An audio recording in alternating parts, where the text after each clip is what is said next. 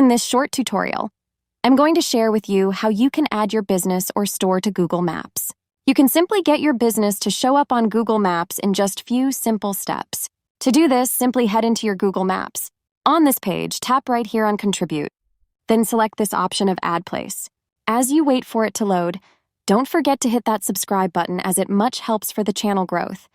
Enter your business name, then the category of your business address in this space, then also the area you are located within. Tap right here to enter your business hours of work and closer. Make sure to tap on Save after setting up your hours.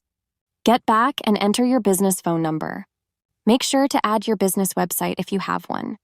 Lastly, add your store photos. They will appear publicly with your profile name and picture. They will appear on Google services across the web, like Maps and Search, and on third-party sites and apps that use Google services. Google may also use them to update other information about this place. When you are done, tap on Submit and your business info will get reviewed. It usually takes about 2 to 4 days for your application to get approved. Then your business will successfully get added to Google Maps. That's how easy it is to add your business on Google Maps. If you have any questions, just let me know in the comments section down below. Please don't forget to hit that like button if you find this helpful. And I'll see you in the next video.